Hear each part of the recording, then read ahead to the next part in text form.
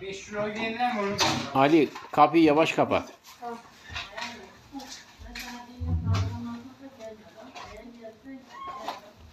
Boş boşuna ayağına sordun ha.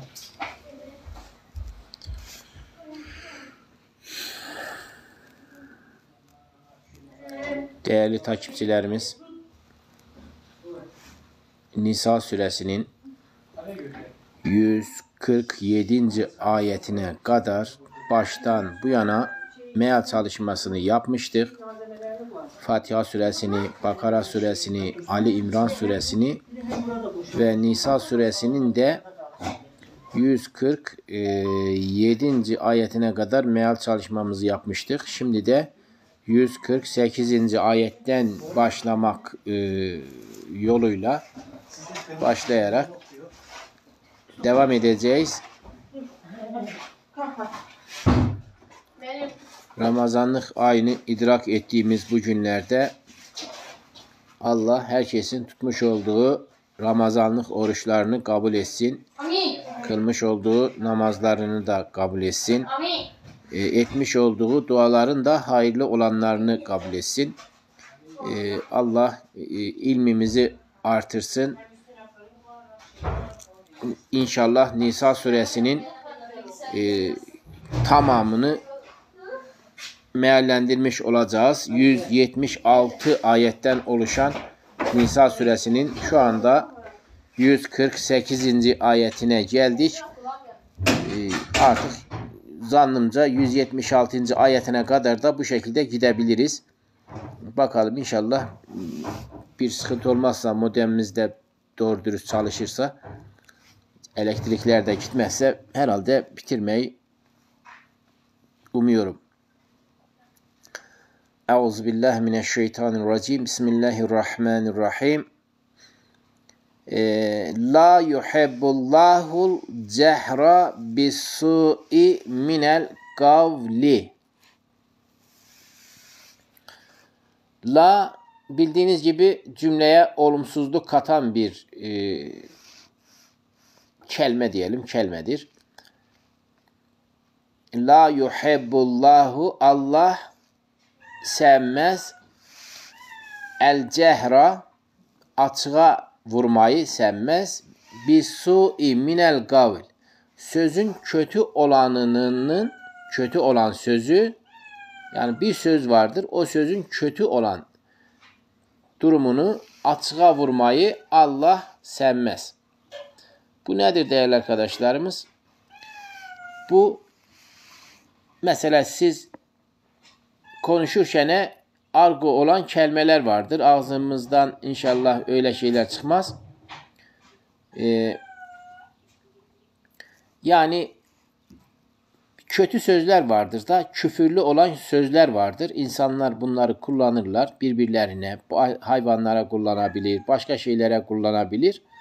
İşte sözün kötü olanının açığa çıkmasını Allah sevmez. İlla ancak men zulime, ancak zulme uğrayan kimse istisnadır. O kendisine yapılmış olan bir hakaret, bir kötü söz, bir şeyler olursa karşılığını verebilir. O konuda Allah ona imkan tanımıştır. Çünkü başka ayetlerde de var. Göze göz, dişe diş, buruna burun. Hani böyle kısaslı hayat vardır olay var ya. Yani size bir şey yapılmışsa, bir haksızlık yapılmışsa siz de karşılığında o haksızlığın öcünü, intikamını alabilirsiniz. Fakat aşırıya gitmemek şartıyla. Burada da değerli arkadaşlar Allah diyor sözün kötü olan kısmının açıklanmasından hoşnut olmaz. Ancak zulme uğrayan kimsenin böyle bir şey yapması olabilir. Onda bir sıkıntı yok. Allah onu bağışlar. Sağ olasın Sibel. Sibel şimdi bir meal çalışması yapıyoruz. Okumaya ara verdim. Nisa suresini bitirelim dedim. Yani elimizde bir Nisa suresinin son ayetleri kaldı. Onu da bitirirsek Nisa suresini de bitirmiş olacağız. Ve kâne ve olandır Allah semien işiten alimen bilen. Allah işiten, bilen olandır. Yani sizin söylemiş olduğunuz sözleri de işitir, o sözlerin mahiyetinin ne olduğunu da bilir. O yüzden değerli arkadaşlarımız, özellikle bir mümine yakışmaz ağzından kötü laflar çıkması. Öyle ulu orta her yerde ağzımızdan çıkan laflara dikkat etmemiz gerektiğini bu ayetten anlıyoruz değerli arkadaşlar. Allah burada da bizlere ayar vermektedir. Ortaköylü aleykümselam, hayırlı Ramazanlar. Allah dikkat edilirse değerli arkadaşlarımız burada da ne yapıyor? Allah diyor siz eğer bir zulme uğramamışsanız, normal hayatınızda yaşıyorsanız ağzınızdan küfürlü laflar çıkmasın. Dikkatli konuşun. Çünkü Allah sözün kötü olanının açığa çıkmasını asla diyor sevmez. Allah'ın sevmediği bir şey de eğer müminler yapıyorsa demek ki Allah'a birazcık hani isyan etmiş gibi olurlar. Bilerek, bilmeyerek. Yani bu bize bir ayar vermektedir. Bu ayeti okuduktan sonra değerli arkadaşlarımız ağzımızdan çıkan laflara dikkat etmemiz lazım. Bize birisi hakaret etmemişse ilk hakaret eden biz olmayalım. İlk kötü sözü söyleyen biz olmayalım. Ya da günlük yaşantımızda kullandığımız cümlelerin içerisinde kötü sözler söylememeye çalışalım. Söylemeye çalışsak da yani illaki bir kötü söz söylersek de onu da esneterek böyle hani argosuz bir şekilde söylemeye çalışalım. O şekilde olursa daha makbule geçer. Eğer ki tubdu açıklarsanız hayran, hayırlıdır. Veya tuhfuhu onu gizleseniz, yani diyor bir hayrı açıklasanız veya onu gizleseniz, veya tafu an su'i bir kötülüğü affetseniz, fe innallaha şüphesiz ki Allah kâne olandır, afuvven affeden, kadiran kadir olandır. Affetmeye de kadir olandır. Her şey aslında kadir olandır Allah. İnnellezîne şüphesiz ki o kimseler ki yekfurûne billahi Allah'ı inkar ediyorlar. Ve rasulihi ve rasulünü de rusul kelimesi de çoğuldur değerli arkadaşlar. Resullerini de onun resullerini de inkar ediyorlar. Ve yuridune ve istiyorlar ki en yuferriku ayırmak istiyorlar. Beynallahi Allah ile ve rusulihi onun resullerinin arasını tefrik etmek, ayırmak istiyorlar. Böyle insanlar varmış. Ve yegulune ve diyorlar ki bu tip insanlar diyorlar ki nu'minu biz inanırız, iman ederiz bir bazısına yani o Resullerden bazısına inanırız, iman ederiz. Ve nekfuru bi ba'zın ve bazısını da tekfir eder, inkar ederiz. Bazısına da inanmazlar. Oysa ki Allah Kur'an-ı Kerim'de iman edenlerin nasıl bir iman etmeleri gerektiğini söylüyor. Hiçbirisinin arasını ayırmadan tüm Resullere iman edilmesini istiyor. Özellikle bunu Bakara suresi 185. ayette Amener Resulü şeklinde başlayan ayetlerde görmekteyiz. Ve yuridune ve istiyorlar ki en yettehizu tutmak istiyorlar. Beyne zalike sebile bunun arasında bir yol tutmak isterler. Yani kendilerinin gitmiş oldukları yolun doğru olduğunu kabul ederek değerli arkadaşlar bu Resuller arasında ayrım yapmaya başlarlar ve bu gittikleri yolun da doğru bir yol olduğunu zannederek böyle bir yol tutup giderler. Ulaike işte bunlar humul kafirun. Onlar kafir olanlardır. Hakkan. Hakiki kafirlerdir.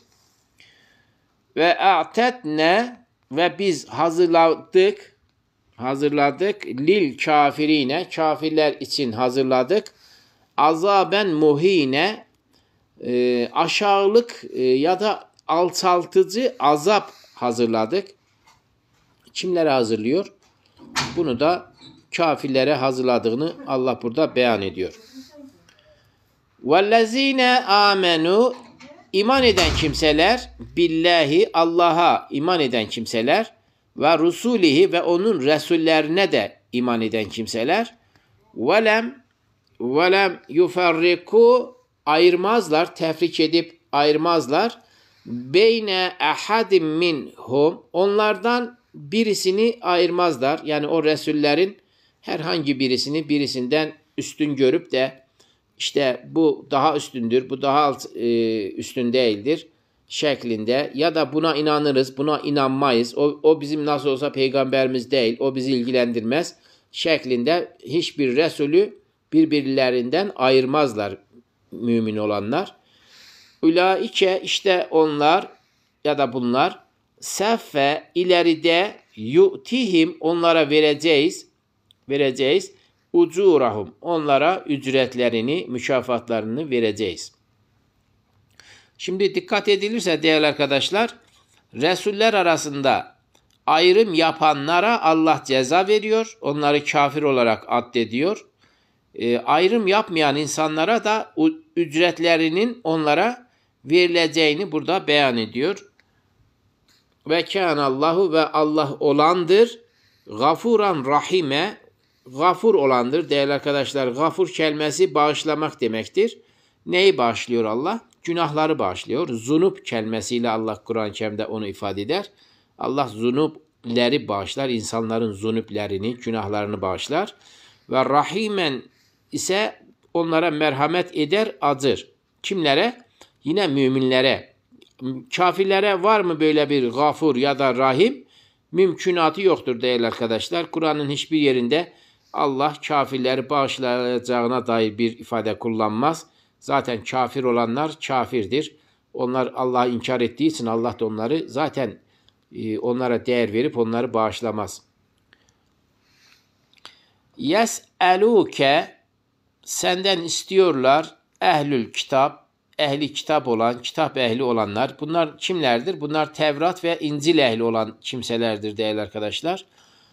Senden istiyorlar. En tunezzile aleyhim. Onların üzerine indirmeni istiyorlar. Kitaben. Bir kitap indirmeni istiyorlar. Mines seme. Semadan bir kitap indirmeni istiyorlar. Yani bu ehli kitaba zaten gelmiş. Kitap gelmiş. Bunlara Tevrat gelmiş. İncil gelmiş. Bunlar neyin derdini, neyin kafasını yaşıyorlar ben de anlamadım. Yani bunlar Peygamber Efendimiz Aleyhisselatü Vesselam'a şart koşullar. Demek ki inanmıyorlar. Peygamberimizin peygamber olduğuna inanmıyorlar. Peygamber olarak zaten kabul etseler böyle bir şey istemezler. Demek ki bu peygamberler arasında ayrım yapan da bunlardır. Diğer kendi peygamberlerini peygamber olarak görüyor. Fakat Peygamber Efendimiz Aleyhisselatü Vesselam'ı peygamber olarak görmediklerinden dolayı da ne yapıyorlar? Peygamberler arasında ayrım yapıyorlar. Allah da işte onları kafir olarak addediyor eğer böyle bir şey yaparsa. Evet, semadan bir kitabın kendilerine indirilmesini istiyor Peygamberimizden. Fakat muhakkak ki se'alu Musa'dan da istemişlerdi. Ekber, daha büyüğünü istemişlerdi. Min zalike, bundan daha büyüğünü istemişlerdi. Yani senden istedikleri şeyin, senden bir kitap istiyorlar, gökten indirmeni. Oysa ki Hazreti Musa'dan daha büyüğünü istemişlerdi. Fekalu, demişlerdi ki erina, bize göster, Allah'ı bize göster. Cehraten, açıktan açığa Allah'ı bize göster. Böyle bir şey Hazreti Musa'dan istemişlerdi değerli arkadaşlarımız. Fe ahazethumus saika. Bu sebeple de onları saika yıldırım demektir. Yıldırım ihza etti, yakaladı. Bir zulmihim. Onların zulmetmelerinden dolayı. Bunlar kime zulmediyorlar? Kendi nefislerine zulmediyorlar. Böyle demeçle. Şimdi Peygamber Efendimiz Aleyhisselatü Vesselam'dan gökten, semadan bir kitap indirmesini istiyorlar. İsteyen kimdir? Ehl-i kitap. O kitap ehli olan, Tevrat ve İncil ehli olan kimseler. Aynı kimselerin dedeleri de Hazreti Musa'dan ne istemişti? Allah'ı açıktan açığa göstermesini istemişlerdi. Yani bunların demek ki huyu hasiyeti değişmiş. Gene aynı adamlar. Nesilleri de, fikirleri de değişmiş. Sanki onlar kendi nesillerine bunu miras bırakmış gibi değerli arkadaşlar. Aynı şeyi bunlar da söylemişler. Peygamberimizi bu şekilde reddediyorlar. Sonra sümmettehazul icle, sonra da icle ismi verilen bir buzağıyı ilah edinmişlerdi. Min ba'di, sonradan. Neyin sonrasından? Me ce'ethumul beyinatu. Beyineler onlara geldikten sonra. Değerli arkadaşlar, bu beyineler dediği de Tevrat'taki bildiriler, talimatlar, bilgilerdir, ayetlerdir. O ayetler onlara, o ehli kitap olan kimselere o dönem, yani Hz. Musa'nın döneminde onlara geldikten sonra bu, yani tek bir ilah olan Allah'a inanın şeklinde talimatlar olmasına rağmen bunlar ne yapıyorlar? El-İcle ismi verilen bir buzağıyı, yani gerçek bir canlı buzağı değil. Bu buzağının altınlardan yapılmış bir heykel şeklinde olduğu Kur'an-ı Kerim'de bildirilmiştir. Samiri ismi verilen bir şahıs tarafından bu yapılmıştır. Dolayısıyla böyle bir buzağı bunlar ne yapıyorlar? İlah ediniyorlar. Bunu da zaten ne zaman yapmışlardı? Hazreti Musa Allah ile 40 geceliğine sözleşmiş. Hazreti Musa Allah'ın huzuruna 40 geceliğine gittiği zaman geride bıraktığı, içinde Harun Aleyhisselam'ın, Hazreti Musa'nın kardeşi Harun Aleyhisselam'ın da içinde bulunduğu o topluluk ne yaptılar? İşleri de Harun gibi bir peygamber olmasına rağmen onu yine dinlemeyip ne yaptılar? İccile ismi verilen buzağı yaparak elleriyle altınlardan oluşan böyle bir buzağı heykel şeklinde yaptıktan sonra buna ibadet etmeye başladılar. İşte böyle kimselerin nesilleri, yani çocukları da peygamberimizi kabul etmesi mümkündü mü? Mümkün değil. Zaten mümkün olmadığı da görülmektedir.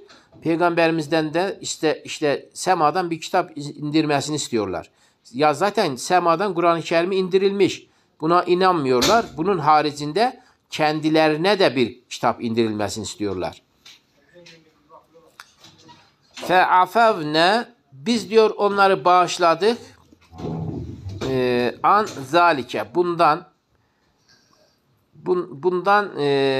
işte bunların yapmış olduğu bu tip hareketlerden dolayı yine diyor biz onları bağışladık ve ateyne Musa, ve Musa'ya da verdik sultanen mubinen, açık bir sultan, açık bir güç, açık bir mucize verdik. Bu mucize nedir değerli arkadaşlar? Hz. Musa'ya verilen mucizeler nedir? Bir asa mucizesi var. Denizi ikiye yaran. Bir elini koynuna sok diyor, işte o bembeyaz çıkacaktır. Aslında 9 mucize verilmiş. Bir ikisini şu anda ben hatırlıyorum. Gerisini de hatırlayan varsa yorumlar bölümünden yazabilir değerli arkadaşlarımız. Ve rafa'na, ve biz yükselttik fevkahum, onların üstüne yükselttik Turu. Tur dağı diye bir dağ var değerli arkadaşlarımız. O Tur dağını bunların üzerine Allah diyor yükselttik. Bi misakihim, onların misaklarından dolayı, yani vermiş oldukları misak, anlaşma var. Ondan dolayı Allah bunların üzerine Tur Dağı'nı yükseltiyor. Ve aslında bu yükseltme nasıl bir yükseltme? Yani orada bir dağ var. O dağı bunların yaşadığı köyün üzerine mi böyle getiriyor? Köyün üzerine komple hani kapatacak şekilde bir görüntü olacak şekilde mi yapıyor? Büyük bir ihtimal öyle olur. Çünkü bunlara bir şey yapıyor da orada bir tehditvari bir durum var. Yoksa dağı onların üzerine, o köyün üzerine şey yapacak. Köyün üzerini kapatacak şekilde köyün üzerine düşürecek. Ve kulna ve dedik ki lehum onlara udhulul babe kapıdan giriniz, succeden secde ederek giriniz. Değerli arkadaşlar, buradaki secde ifadesini hani bildiğimiz namazlardaki o alnı yere koyup secde etmek manasında algılamayalım. Buradaki secde kapılardan o geçtiği zaman, çünkü bunun açılımı Kur'an-ı Kerim'de bildirilmiştir. Mesela onlar şey istemişlerdi.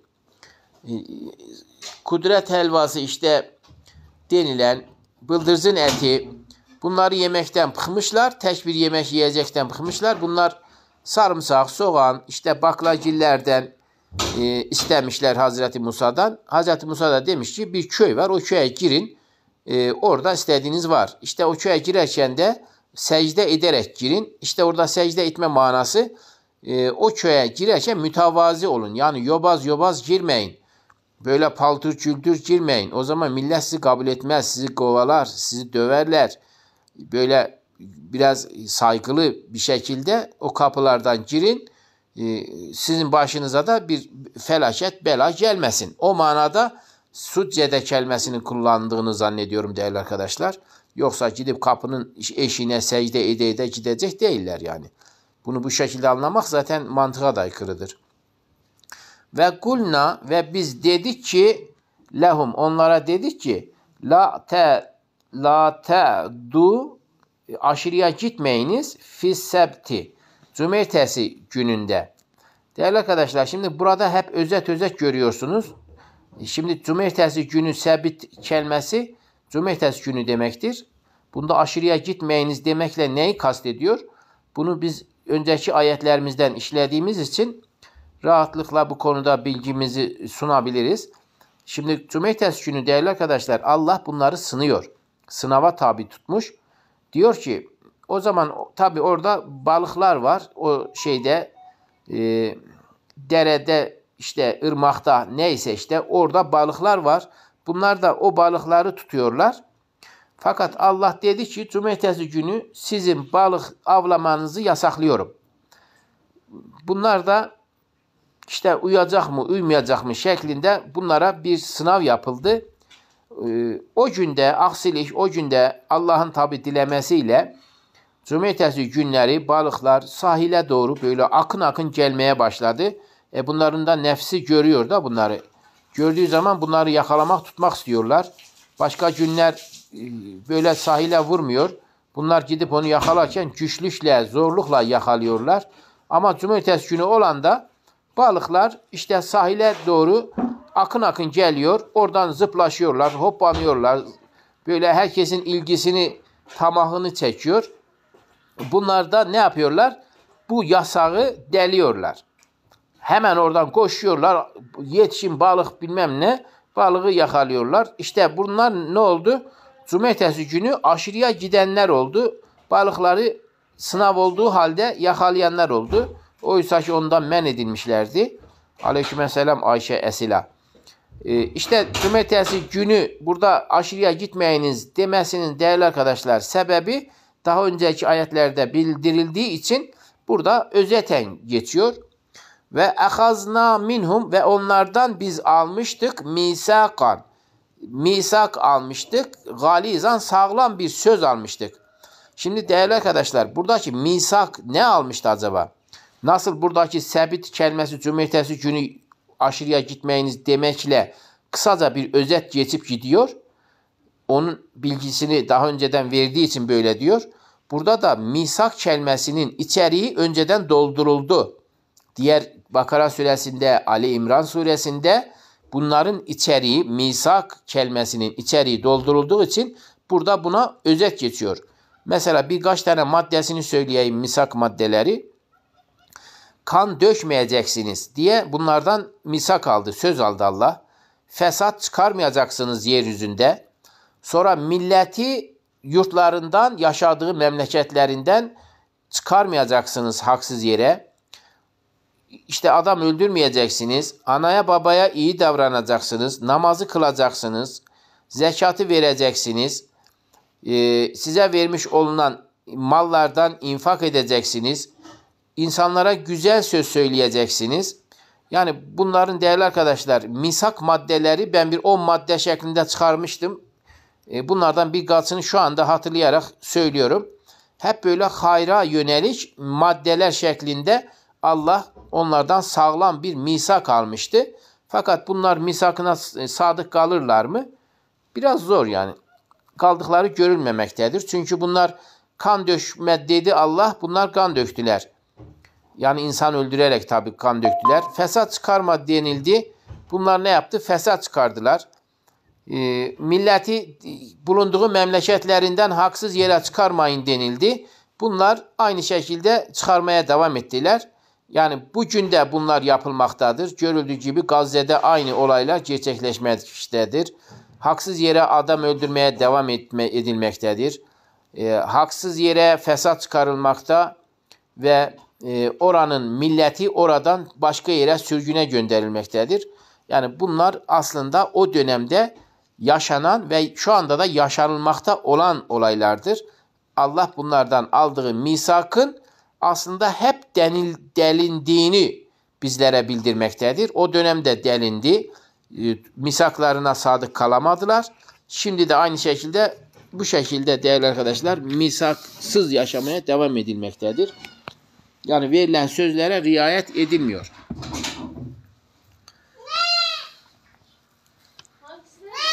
Febbima şeylerden dolayı böylece şeylerden dolayı nakzihim onlar bozdular misakahum onlar misaklarını bozduğu şeylerden dolayı ve kufrihim ve onlar inkar ettiklerinden dolayı bi ayetillahi Allah'ın ayetlerini işte yani bunları sıralarken o Tur Dağı'nı bunların üzerine niye kaldırdığının şeylerini, sebeplerini de söylüyor değerli arkadaşlar. Bunlar misaklarını bozduklarından dolayı ve inkar etmelerinden dolayı ve Allah'ın ayetlerine onları da inkar etmelerinden dolayı ve aynı zamanda ve katlihumul enbiyai ve nebileri de katletmeleri, öldürmelerinden dolayı bir gayri hakkın, haksız yere ve kavlihim ve onların demelerinden dolayı ne demişler? Kulubuna gulfun. Kalplerimiz kılıflıdır, kapalıdır. Demelerinden dolayı da Allah Tur Dağı'nı bunların üzerine yükseltmiş, bunları tehdit etmiştir. Bilakis Allahu Allah tab etmiş. Yani bunlar dedi ya kalplerimiz kılıflıdır.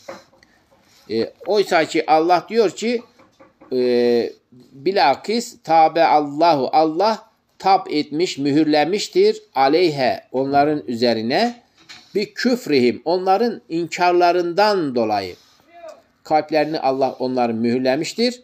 Fela yu'minune böylece de iman etmezler illa galilen ancak az bir kısmı iman eder. Demek ki ehli kitabında değerli arkadaşlar çoğusu iman edenlerden değil, çoğusu iman etmeyenlerdendir. İçinde az bir kimse de iman ediyor. Ki bu iman edenler Kur'an-ı Kerim'de bildirilmiştir. Aynı zamanda bunlar geceleyin kalkıyorlar, namaz kılıyorlar, bunlar secde ediyorlar, Allah'a dua ediyorlar, Allah'a şirk koşmuyorlar. İşlerinde böyle insanlar da vardır.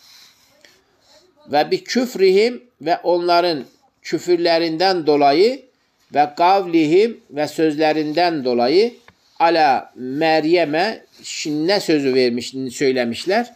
Ala Meryem'e buhtanen. Meryem'e de bir iftira atmışlar. Bu iftirada azimen büyük bir iftiradır. Değerli arkadaşlar, Hazreti Meryem'e atılan iftirada ne olabilir? Yani biraz düşündüğümüz zaman babasız çocuk getirdi ya meydana. Elbette ki ona çirkin bir şey yaptın şeklinde zaten Kur'an-ı Kerim'de bilgiler mevcuttur. Yani senin baban iyi biriydi, anan da işte fahişe birisi değildi, azgın birisi değildi. Sen nasıl oldu da böyle bir şeyi, kötü bir şeyi yaptın, bu çocuğu nereden peydahladın şeklinde ona buhtanlar, iftiralar atmaya başladılar. İşte o sebepten dolayı da Allah Tur Dağı'nı onların üzerine kaldırdığını söylüyor. Ve kavlihim ve onların söylemeleri ne söylüyorlar? İnna şüphesiz ki biz katelna biz öldürdük el Mesiha İsa ibn Meryem Meryem oğlu İsa'yı diyor biz öldürdük. Böyle diyorlar. Rasulen Resulallah Allah'ın Resulü olan Mesih oğlu diyorum. Meryem oğlu İsa'yı diyor biz öldürdük. Bakalım Mutlu'na ne yazdın? Tur Dağı'nı kaldırmak, yükseltmek, depremlerle dağın yükselmesi jeolojik olay olarak da bakmak gerek. Şimdi Allah direkt orada biz yükselttik diyor. Nasıl yükseltildiğini bilimsel olarak da çözmek için araştırma yapılabilir. Acaba nasıl yükseltmiş? Şu anda da yükseltilmiş şekilde yerinde duruyor mu? Onu tabi incelemek lazım. O zaman daha güzel bir bilgiye sahip olunulur. Ve me kateluhu onu kesinlikle diyor öldürmediler. Ve me salabuhu onu asmadılar. Velakin ancak şubbihe lehum onlar için benzetildi. Yani Hazreti İsa'yı bunlar öldürdük diyorlar. Halbuki Allah diyor ki Hazreti İsa'yı öldürmediler ve onu çarmıha gerip de asmadılar. Ancak onlar için bir tane şubbihe kelimesiyle teşbih, benzetme kelimesiyle Hazreti İsa'ya benzeyen birisini öldürdüklerini, birisini astıklarını Allah burada beyan ediyor. Ve innellezine o kimseler ki şüphesiz o kimseler ki ihtilaf etmektedirler fihi onun hakkında, Hazreti İsa hakkında ihtilaf ediyorlar. Çeşitli yani görüşler var. Kimisi diyor öldürdük, kimisi diyor yok öldürmedik. Yani bir sürü işte çelişkili ifadelerde bulunuyorlar. Lefi şekkin minhu onun hakkında da bir şüphe içindedirler. Demek ki onlar da emin değiller. Acaba ne oldu onun akıbeti ne oldu diye. Böyle bir ihtilaflı şüphe içerisinde bulunmaktadırlar. Mâ lehum onlar için değildir bihi onu min ilim. İlimden onun için yani onlar için ilimden bir şey yoktur. Yani kesin bir ilim o Hazreti İsa hakkında onların kesin bir bilgisi, bir ilmi yoktur. İlla ancak ittiba'a zanni. Ancak zanna ittiba eder, uyarlar. Bilindiği üzere de değerli arkadaşlar, zannın da çoğusu haramdır, suçtur. Yani zannın çok azı müstesna, çoğusu nedir? Çoğusu isimdir. Allah Kur'an-ı Kerim'de isim olarak yani peltekseyle diyor. Suçtur, günahtır. Ve me kateluhu onu öldürmediler. Yakinen, kesin kes. Bunu diyen kimdir? Bunu diyen Allah'tır. Hazreti İsa'yı kesin kes diyor öldürmediler. Bel bilakis rafa'ahullahu ileyhi. Allah onu yükseltmiştir ileyhi kendisine. Şimdi değerli arkadaşlar buradaki bu bilgiyi sadece buradaki bilgiyle sınırlı olarak oxusaq, Quran-ı Kərimin içərisindəki başqa ayətləri oxumasaq, biz zannederiz ki, Hazreti İsa'yı bədənən Allah kendisinə yüksəltmişdir. Öyle anlarız. Halbuki o konu Ali İmran suresinde işlenmiştir. Orada Allah diyor ki, ben seni öldürenim ve kendime yükseltenim. Mesela burada öldürenim kelimesini bırakmamış. Fakat orada söylediği için burada ihtiyaç duymamıştır. Allah Hazreti İsa'yı öldürdükten sonra onun ruhunu kendisine yükseltmiştir. Ve bu konuda başka yerlerde, yani Kur'an-ı Kerim'in başka yerlerinde geçen ayetlerden de bir ikisini söyleyerek buna destek babında bir şeyler anlatayım.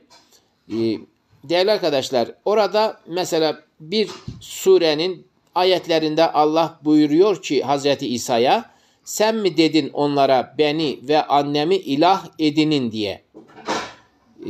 Hazreti İsa da cevap verir. Der ki, Allah'ım ben bendekini bilirim, sendekini bilmem. Sen bendekini de bilirsin, sendekini de bilirsin. Sen biliyorsun ki ben onların içerisinde bulunduğum sürece onlara sadece ilah olarak seni ilah edinmelerini söyledim. Ben asla beni ve annemi ilah edinin diye onlara böyle bir şey söylemedim.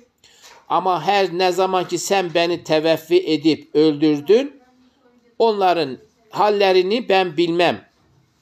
Onlar eğer senin kullarındır, eğer azap edersen de senin kullarındır, bağışlarsan da senin kullarındır. Bilmiyorum ki. Ve kânallahu ve Allah olandır, azizen hakime. Allah aziz ve hakim olandır.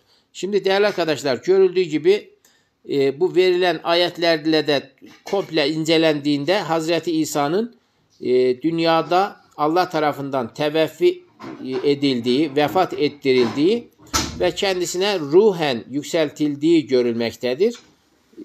Böylece de yanlış olarak bildiğimiz algılarımızı da bir noktada bir kenara bırakmamız icap etmektedir. Allah'ın Kur'an-ı Kerim'de bildirdiği ayetler gerçek bilgilerdir. Hatta o konuda Peygamber Efendimiz Aleyhisselatü Vesselam ile o ehli kitaptan olan kimseler arasında lanetleşme ayetleri mevcuttur. İşte oğullarınızı getirin, oğullarımızı getirelim. Kadınlarımızı getirelim, kadınlarınızı getirelim. İşte kendimizi getirelim, siz de kendinizi getirin. Bu Hazreti İsa hakkında her kim yalan söylüyorsa Allah'ın laneti onun üzerine olsundur diye yine Ali İmran suresinde değerli arkadaşlar bu şekilde bilgiler vardır.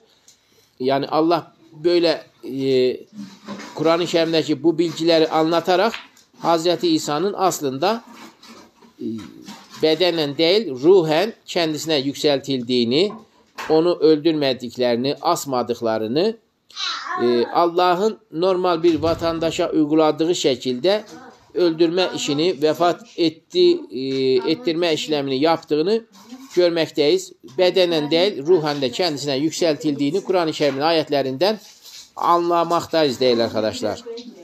Ve eğer ki min ehlil kitabı, ehli kitaptan ille ancak le yu'minenne bihi, ona inanan vardır kesinlikle. Gable meftihi, ölmeden önce. Yani hepsi mi diyor? Ve in min. Yani in min dediği zaman değerli arkadaşlar, ehli kitaptan olan hemen hemen hepsi ölmeden önce mutlaka Hazreti İsa'ya iman ederek ölüyorlar. Bunu da bu şekilde görmekteyiz. Hiç kimse yoktur ki ona iman etmeden ölsün. Mutlaka ölmeden önce Hazreti İsa'ya iman ettiklerini bu ayetten görmekteyiz. Ve yemmel kıyameti, ve kıyamet günü de yekunu olur aleyhim, onların üzerine şehide, şahit olur. Hazreti İsa da onların üzerine kıyamet günü şahit olur. Fe bi zulmin minellezine hadu, ve Yahudi olan kimselerden zulmeden kimseler vardır. Onlardan dolayı, o zulümlerinden dolayı harramna aleyhim, onların üzerine haram ettik diyor Allah. Yahudi olan kimselerin ama kendilerine yapmış oldukları bir zulüm var. Nefislerine yapmış oldukları zulümden dolayı Allah diyor ki harramna aleyhim, onlara biz haram ettik. Tayyibatin, temiz olanları, uhillet lehum, onlara helal olup da temiz olan şeyleri biz onlara haram ettik. Niye haram ettik diyor? Bunları işte zulüm yapmakta olduklarından dolayı. Bisaddihim an sebilillah, işte bunları şimdi açıklıyor. Ne gibi bir zulüm yapıyorlarmış? Allah'ın yolundan onları engellemelerinden dolayı. Kesiran, çoğusunun Allah'ın yolundan onları engellemelerinden dolayı Allah onlara böyle bir cezayı uygun görmüş. Ve ahzihimur riba, ve ribayı onların almaları, ki ribada biz şimdi faiz olarak diyoruz ya, faizi, ribayı onların almaları, ve kat ve muhakkak ki nuhu anhu, ondan men edilmişlerdi. Yani onu sonlandırmışlardı. Sonlandırmaları, yani onlara önceden söylenmiş. Nasıl bize riba haram kılınmışsa, onu insanların almaması gerektiği bildirilmişse Kur'an-ı Kerim'de, onların da kitaplarında demek ki onun haram olduğu, ondan vazgeçmeleri gerektiği onlara söylenmiş. Oysa ki onlar devam ediyorlar. Aynı bizim ülkemizde nasıl devam ediyorsa onların da yaşadığı ülkelerde devam ediyor. Ve eklihim, ve onların yemeleri, emvalen nasi bil batıl, batıl yollarla insanların mallarını da yemeleri. Bunların neydir? Değerli arkadaşlar, bunların kendi nefislerine yapmış oldukları zulümlerdir. İşte bu zulümlerden dolayı riba almaları, sonra insanların mallarını kendi mallarına haksız yere katarak yemeleri, gasp etmeleri ve Allah'ın yolundan kimi insanları çevirmelerinden dolayı Allah bunlara nasıl bir ceza verdi? Bunlara önceden helal olan, tayyip olan güzel şeyler haram edilmiştir. Ki bunların açıklanması başka ayetlerde mevcuttur. Mesela tırnaklı hayvanları, çift tırnaklı hayvanları Allah onlara haram ediyor. Normal eti yenen hayvanların şeylerini, zufur kelimesi herhalde çift tırnaklı olması lazım. Yenilen hayvanların iç yağlarını Allah onlara haram ediyor. Yani böyle bu tür haramları vardır. Sizin de bu konuda bilgileriniz varsa yorumlar bölümünden yazabilirsiniz. Oradan da okuruz. Benim noksan kaldığım yerleri sizler tamamlayabilirsiniz. Ve atetne, ve biz hazırladık lil kafirine, kafirler için, minhum, onlara, azaben elime, elim bir, kötü bir azap diyor, onlara hazırladık. Şimdi değerli arkadaşlar, burada ehli kitaptan söz edip sonra kafirlere dönmesi gösteriyor ki burada ehli kitabın içerisinden kafir olan kimseler bunları hak ediyor. Yani ehli kitabın hepsi bu şekilde değil. İçerisinden Allah'ı inkar eden kimseler, Allah'ın talimatlarına uymayan kimseler ne yapıyor? Allah onları kafir olarak addediyor ve onlar için de diyor elin bir azap vardır. Aynı şeyler bizim Müslümanlar için de geçerlidir. Bizim Müslümanlar da Allah'ın talimatlarına uymuyorsa ne olmuş olur? İnkar etmiş olur, isyan etmiş olur. Allah da onlara nasıl cezayı, elim bir cezayı veriyorsa bunlara da aynı elim cezayı verecektir. Kaçış olmuyor. Lakinir rasihune fil ilim, ancak diyor ilimde derinleşen kimseler, minhum, onlardan, o ehli kitaptan ilimde derinleşen kimseler vardır. Vel mu'minune, ve iman eden kimseler vardır. Ya yu'minune bime unzile ileyke, sana indirilen şeylere iman ederler. O ehli kitabın içerisinde demek hepsi o şekilde değil. Onun içerisinde iman eden kimseler de vardır. sana, yani Peygamber Efendimiz Aleyhisselatü Vesselam'a diyor ki sana indirilen şeylere onlar iman ederler. Ve me unzile min gablike, ve senden önce indirilen şeylere de iman ederler. Vel mukimine salate, ve salatı gördüğünüz gibi es-salat elif ve lamlı taksıyla beraber geldiği için günümüzde de kılınan namazdır. Yani ehli kitapta, Yahudilerde de böyle bir şey olduğu, namaz olduğu görülmektedir. Bunu ben YouTube'da da izlemiştim. Onlar da namaz kılıyorlar. Ezan okuyorlar. Biraz farklılıklar varsa da yani buradaki namaz görüldüğü gibi günlük kılınan namaz mahiyetindedir. Namazı diyor kılıyorlar. Senden öncekine sana verilen ayetlere bunlar iman ediyorlar. Aynı zamanda namaz da kılıyorlar. Vel mu'tune zekate, ve zekatı da veriyorlar. Vel mu'minune, ve iman ediyorlar billahi, Allah'a da iman ediyorlar. Vel yevmil ahir, ve ahiret gününe de iman ediyorlar. Ya böyleler aynı Müslüman gibi değil mi değerli arkadaşlar? Bir Müslüman da ne yapıyor? Allah'a iman ediyor, ahirete iman ediyor, namazını kılıyor, zekatını veriyorsa, bunlar da aynısını yapıyorsa, bu ehli kitabın içerisinden böyleleri de varsa Allah bunlara ceza verir mi? Vermez. Ne yapar? Ulaike, işte onlar, senutihim, onlara biz vereceğiz ecran azime. Büyük bir ecir, büyük bir mükafat vereceğiz. Bunu nerede verecek? Bunu da ahirette vereceğini görmekteyiz. Şimdi değerli arkadaşlar 163. ayete geldik. Nisa suresi 163'teyiz. İnna, şüphesiz ki biz evhayna, biz vahyettik ileyke, sana vahyettik. Keme, gibi, evhayna, vahyettiğimiz gibi, ile Nuhin, Nuh'a, şimdi Nuh'a vahyettiğimiz gibi, burada değerli arkadaşlar peygamberlerin isimleri sayılacaktır.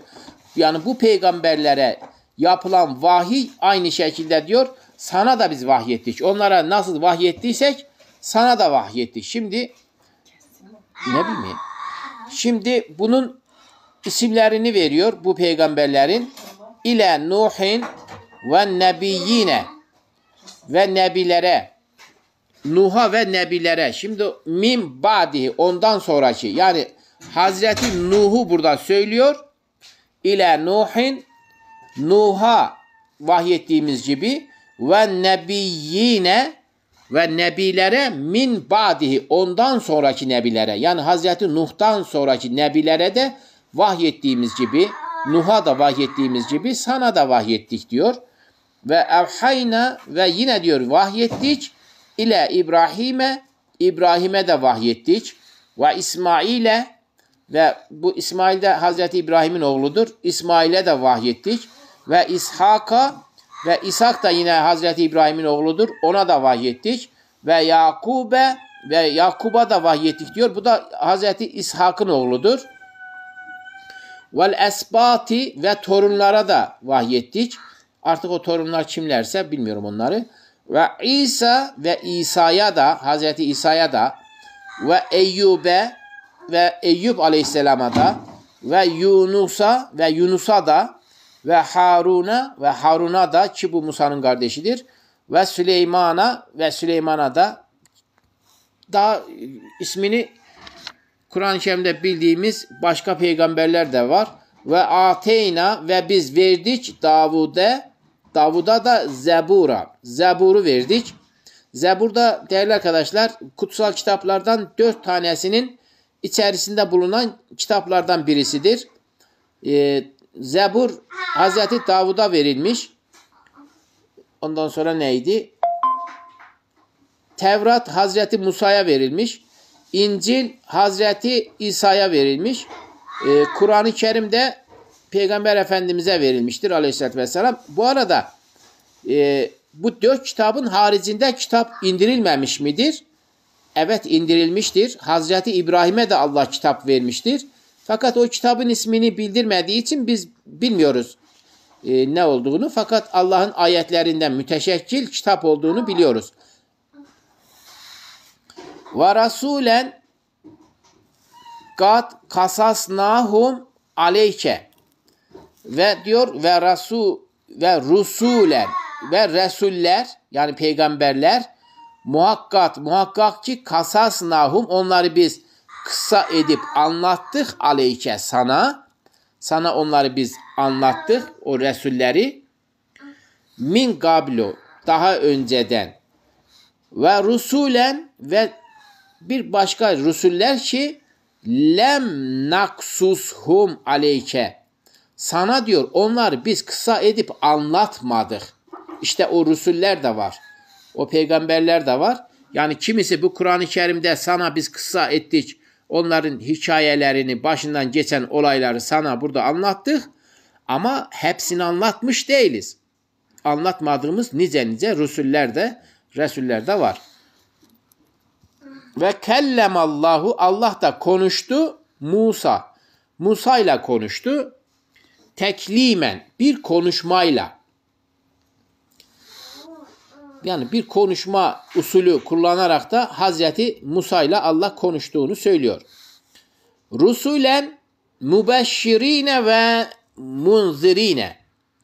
Resuller mübeşşirdirler, müjdeleyicidirler ve munzirine ve ikaz eden, uyaran kimselerdir. Lialle bunu niye yapıyorlar? Yani neden mübeşşir ve munzir olduğunu şimdi göreceğiz.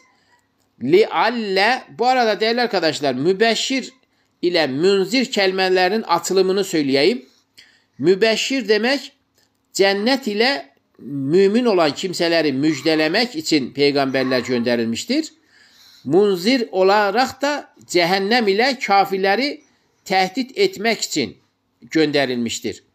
Dolayısıyla mübeşşir duyduğunuz zaman biliniz ki cenneti müjdelemek için, munzir kelimesini duyduğunuz zaman da biliniz ki cehennemden milleti korkutmak için. Li'alle yekûne linnâsi insanlar için olmaması için. Olmaması için. Ne olmaması için? Alallahi hücceten. Allah'a karşı bir delil, karşı bir hüccet olmaması için ba'der rusul. Resullerden sonra. Yani değerli arkadaşlar Resuller mübeşşir ve munzir olarak bunlara gelip Allah'ın ayetlerini söylemelerinin sebebi neymiş? Bu Resullerden sonra insanların Allah'a karşı bir hüccet, bir delil söylememeleri için. Hani bize Resul gelmedi, bizim haberimiz yokuydu. Biz neden bunlardan mesul tutuluyoruz diye böyle çeşit karşı çıkışlarda bulunmamalar için Allah bu Resulleri gönderdiğini ifade ediyor. Aleykümselam Elvin Takacı. Ve kânallahu ve Allah da olandır, aziz, üstün olandır ve hakim, işleri hikmetlice bilendir. Lakin Allah yeşhedu şahittir bime enzele ileyke sana indirilen şeylere şahittir. Enzelehu bi ilmihi. Onu indirmiştir bi ilmihi kendi ilmiyle indirmiştir. Yani Kur'an-ı Kerim'i Allah peygambere indirmiş. Buna da şahittir. Allah şahittir. Onu kendi ilmiyle de indirdiğini burada beyan ediyor. Vel melaiketu ve melekler de yeşhedun şahittirler. Ki zaten melekler de o ayetleri alıp Peygamber Efendimiz'e getiriyor ya, onlar da zaten buna şahittirler. Yani zaten yapan onlar. Ve kefe billahi şehide. Ve Allah da şahit olarak yeterlidir. Yani başka kimselere gerek yok. Allah'ın şahitliği buna kafidir diyor.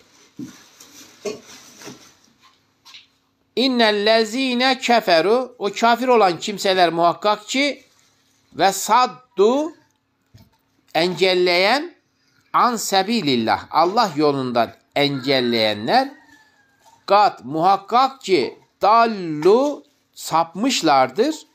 Dalalen baide uzak bir sapıtmayla sapmışlardır. İnnellezine keferu o kafir olan kimseler muhakkak ki ve zalemu ve zalim olan kimseler lem yekunillahu Allah'a olmamışlardır. Allah olmamıştır. Liyaghfira lehum onları bağışlayan ve le liyehdiyehum tarika ve yine de onları bir tarika, bir yola hidayet etmemiştir. Kimleri diyor bunlar değerli arkadaşlarımız? Bunlar Allah'ın yolundan sapan kimselerdir. Allah o kimselere karşı diyor ki bir de kendilerine zulmeden oluyor da bunlar aynı zamanda. İşte bunlara Allah diyor ki Allah onları bağışlamaz ve aynı zamanda Allah onlara da bir çıkış yolu hidayete erdirmez. Onlara yani tarık olan sağlam bir yolu, Allah'a giden bir yolu onlara göstermez, onları hidayet etmez.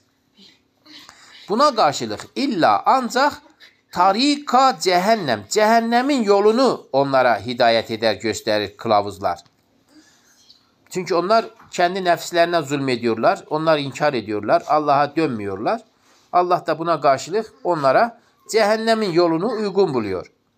Halidine fihe ebede, orada da fihe demek orada diyor. Orada ebediyen halidine sonsuza kadar kalacaklardır.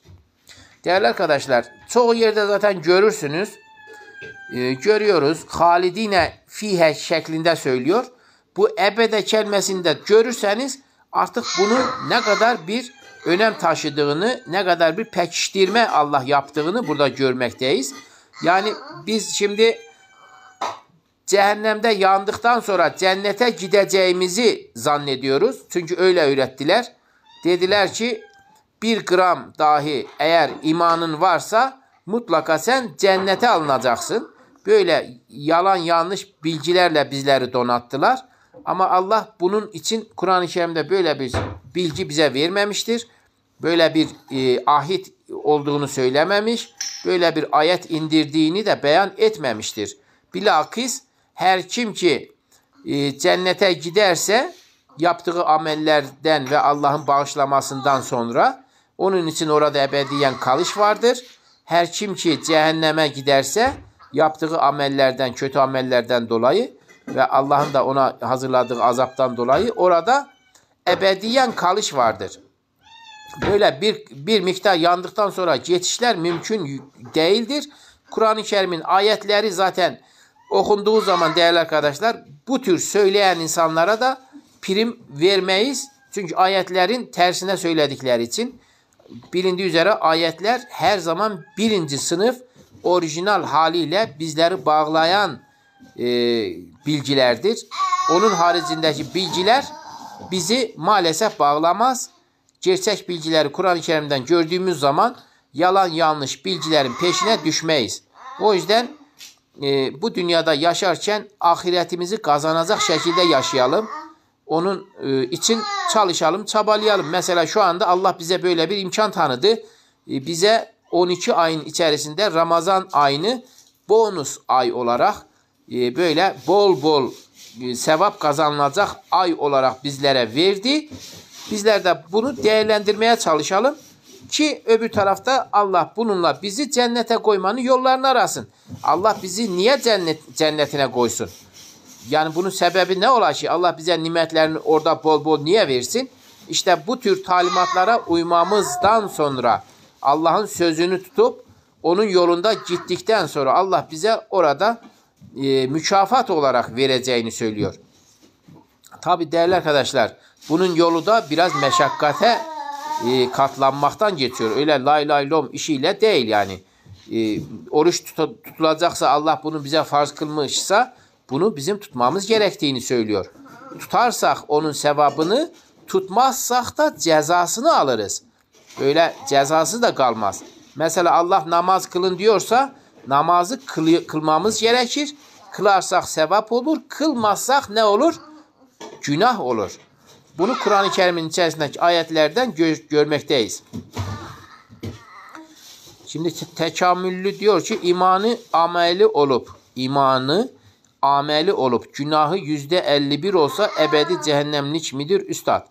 Şimdi değerli arkadaşlarımız bu konuda Allah Kur'an-ı Kerim'de bilgiler vermiştir.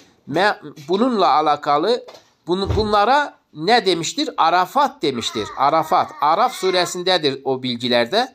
Araf suresinde Arafat'ta olanlar bilgisi verilmiştir. Allah der ki Arafat'ta olanları da, yani sizin sorduğunuz sorunun cevabını söylüyorum. Arafat'ta olanları da Allah Gafur ismiyle bağışlayıp cennete alacağı ümit edilmektedir. Bak onun da ayetini söylüyorum. Allah öyle Araf'ta bulunanları da umulur ki Allah Gafur ismiyle bağışlayıp cennetine alsın. Onun da bilgisini Allah Kur'an-ı Kerim'de bu şekilde veriyor. Biz de anlıyoruz ki o Araf'ta bulunanları da Allah inşallah cennetine alacaktır. Ve kâne zalike, bu olandır alallah, Allah'ın üzerine yesira, kolay olandır. Ya eyyühen nas, ey insanlar, gat muhakkak ki caeküm, size geldi er-resulü, resuller geldi. Şimdi değerli arkadaşlar bir doğrulama kodu geldi. Onu hemen doğrulayayım, aradan çıksın. Yoksa ekranı kapatıyor. Siz tabii görmüyorsunuz da benim ekranımda var. Tamam, hallettik.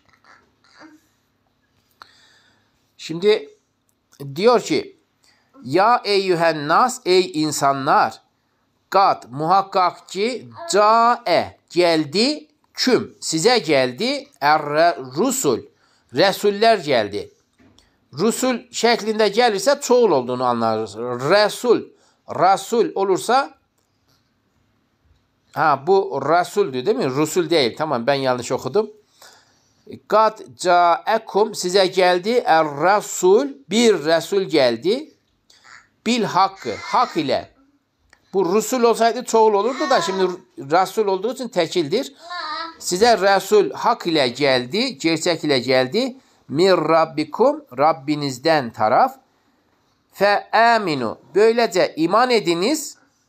Hayran lekum, bu sizin için hayırlıdır. Eğer iman ederseniz fe aminu, böylece iman ediniz. Hayran lekum, sizin için hayırlı olur. Yani iman etseniz size hayırdır. Yok. Ve in, eğer ki tekfuru, eğer ki inkar ederseniz ne olur? İnkar ederseniz de hayır olur mu? Şer olacak da insanlar için. Allah da diyor ki ve in tekfuru, eğer ki inkar ederseniz fe innallâhe, şüphesiz ki Allah mâ fis semâvâti vel arz, semada ve arzda bulunan şeyler Allah'ındır. Şimdi değerli arkadaşlarımız, burada Allah bunu bu şekilde niye söylüyor? Şimdi diyor ki semada ve arzda bulunan şeyler Allah'ındır. Yani siz inkar etmekle elinize bir şey geçmez. Bir şey, Allah'tan bir şey eksiltmezsiniz. İsterseniz inkar edin, isterseniz kabul edin. Her hangisini yaparsanız yapın, ne olacak? Eğer iman etseniz size hayırlı olacaktır, inkar etseniz de size zararlı olacaktır. Allah bunun zaten ayetlerini Kur'an-ı Kerim'de yine yerleştirmiştir. Ve kânallahu, ve Allah olandır, alimen hakime, bilen olandır ve aynı zamanda hakimen, hakim olandır. Yani işleri yerli yerince adaletli bir şekilde sıraya koyup düzenleyen, intizamlı bir şekilde yapandır. Aslında değerli arkadaşlar, burada yani biz neyi görüyoruz? Yani Allah bizden ne istiyor ki biz ona karşı çıkmaya çalışıyoruz? Yani onu biz haşa yok sayıyoruz. Yani biz yoktuk piyasada, Allah bizi dünyaya gönderdi.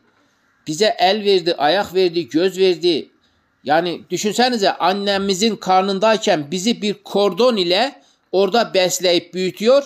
Dışarıya çıkar çıkmaz da annemizden biz onu emerek, sütünü emerek Allah bizi besliyor. Hemen diş vermiyor. Ne yapıyor? Önce dişsiz şekilde bizi dünyaya gönderiyor. Sonra yavaş yavaş katı yiyeceklere gideceğimiz bir vakitte bizlere diş veriyor. O da öyle dişler ki o yiyecekleri parçalayıcı özellik var. Yani böyle baktığımız zaman bizim Allah'a karşı, Allah'ın vermiş olduğu bu nimetlere karşı bizim isyankar davranmamızı gerektiren ne var acaba? Biz neden Allah'a isyan edelim? Neden Allah'ı tanımayalım, bilmeyelim? Yani semaları biz mi yarattık? Bu arzı biz mi yarattık? Güneşi biz mi yarattık? Bu yağmurları biz mi yağdırıyoruz? Bulutları biz mi sevk ediyoruz bir yerden bir yere? Yani bunları madem biz yapmıyoruz, biz aciz kullarız. Bu aciz halimizle biz Allah'ı inkar etmekle, yani biz neyi kazanacağız? Biz ölümü durdurabilir miyiz? Yani bir eğer şeyimiz varsa, bir elimizde imkan varsa biz ölmeyelim. Allah'ın koymuş olduğu ölüme red koyalım. Diyelim ki Allah'ım sen bize ölümü muktedir yapmışsın. Biz eninde sonunda bizim öleceğimizi söylüyorsun. Küllü nefsün zayikatul mevt diyorsun. İşte biz de sana karşı çıkarak ölümü durduruyoruz. Hadi hodri meydan, hadi sen bizi öldür de görelim. Böyle bir şey yapabiliyor muyuz? Yapamıyoruz. Yani aciz olduğumuz buradan belli. Artık biz neyin kafasını yaşayarak Allah'a isyan edelim? Yani şuraya Allah bizi gönderdi. Yaşadığımız bir müddet var, bir süre var. Bir 50 senedir, 60 senedir, 70 senedir, 80 senedir. Ben şu anda 50 yaşındayım. Yani şunun şurasında benim atalarım 80 yaşına kadar yaşamışlar. Taş çatlasın 85 falan. Yani benim de maksimum yaşayacağım süre bellidir. Ben neyin artık itirazını yaparak şey yapayım, Allah'a isyan edeyim? Allah diyor ki sen bana doğru geliyorsun. Adım adım geliyorsun. Kaçışın yok. Ölümü durduracak bir hüviyette değilsin. Ben şimdi Allah'a isyan etsem, inkar etsem ne olacak? Yani ben mezardan oradan başka bir yere mi gideceğim? Neticede benim gideceğim yer oradır. Orada da Allah diyor ki ben seni dirilteceğim. Ben buna niye yok sen diriltemezsin diyeyim ki? Zaten Allah beni yoktan var etti. Buna muktedir olduğunu ben zaten görüyorum. Bu gördüğüm şeylerden dolayı ben Allah'a niye isyan edeyim? Hani isyan ederken elime bir şey geçse, desem ki ya ben Allah'a isyan ettiğim zaman bana şu mükafatlar gelecek. Tamam, o zaman bir yönüyle dersin ki benim bir çıkarım var, bir menfaatim var. Halbuki hiçbir çıkarın da yok. Sen de gidip mezarda çürüyeceksin. Sen de Allah'ın vaadiyle kıyamet günü dirileceksin. Cezaya müstahak kalacaksın. Öbür adam inanmış, o şekilde hayatını yaşamış. Sen de yaşıyorsun, ben de yaşıyorum. Sen inkar ederek, ben iman ederek yaşıyorum. Aynı yemeği sen de yiyorsun Allah'ın rızıklarından. Ben de yiyorum. Benim ne farkım var? Ben sadece Allah'a iman ediyorum. Akabinde ne yapıyorum? Salih amel işlemeye çalışıyorum. Allah'ın Kur'an-ı Kerim'de bildirmiş olduğu kötü amellerden uzak durmaya çalışıyorum. Ya çalıştığım bu. Başka da yani sırtımda taş taşımıyorum ki. Ben ezileyim, büküleyim. Yani Allah şu anda bize bir Ramazanlık orucunu farz kılmış. Biz eziyet çekelim diye kılmamış ki. Biz ahirette en güzel yere, en güzel cennetin en güzel yerine gidelim diye Allah bunu yapıyor. Yani insanlar arasında Allah insanların derece derece olduğunu gösteriyor amelleri bakımından. Kimisi bu orucu tutacaktır, kimisi de isyan edip tutmayacaktır. Kimisi bazı hastalıkları sebebiyle tutamayacaktır. Bunlara da Allah başka günlerde tutması için yetki veriyor. Yani öyle güzel bir Allah ibadet çeşidi bize koymuş ki, yani böyle bir ibadeti diyor yapın. Ya şunun şurasında bir öğle yemeği yemiyorsun da başka ne var? Sabahleyin zaten yiyorsun, akşam da yiyorsun. Tıka basa. Yemediğin sadece öğle yemeğidir. Yani öğle yemeğini yemezsen ölür müsün? Ölmezsin. Ne olur? Allah bununla seni mükafatlandıracak öbür tarafta. Bunun vaadini veriyor. Buna şimdi karşı çıkmakla eline ne geçecek ki? Yani bir şey geçse tamam ama hiçbir şey geçmeyecek. Tam tersi cezaya müstahak kalacaksın. Ama yapılacak bir şey yok. İnsanlar dileyen iman eder, dileyen de inkar eder. Aleykümselam Hülya. Ya ehlel kitap, ey ehli kitap, la teğlu, aşırıya gitmeyiniz, fi dinikum, dininizde aşırıya gitmeyiniz, ve la tekulu, ve demeyiniz, alallah, Allah'a demeyiniz, illel hakka, ancak hakkı deyiniz, gerçeği deyiniz. Yani böyle buhtanlar uydurmayınız, iftiralar atmayınız. Kendi kafanızdan bir takım çıkarsamalarda bulunup da onları Allah söylemiş gibi yapmayınız. Zaten bunlar da Tevrat-ı İncil'i tahrif ettiler ya. Onlar da artık Allah'ın demediği şeyleri onun içerisinde yerleştirerek Allah'a aslında isyan ettiler.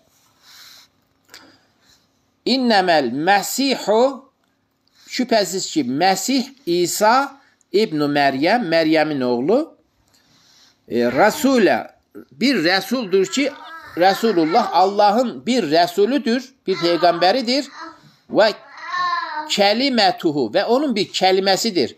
Değerli arkadaşlar, bu onun bir kelimesidir lafını anlamayan olursa onu şöyle söyleyeyim. Allah bir şeyi dilerken, bir şeyin olmasını dilerken Allah kün der ona, kün. İşte o kün Hazreti İsa için de kullanılmış bir ifadedir, bir kelimedir. O yüzden de Allah'ın kelimesi derken o kün kelimesinin karşılığıdır bu. Allah'ın bir kelimesidir. Hangi kelime? Kün diye bir kelimesi. Yani ol demiş, o da oluverdi. Elgâhe, onu ilka etti, ile Meryem'e, Meryem'e ilka etti ve ruhun minhu, ve ondan bir ruh verdi. Kime? Meryem'e.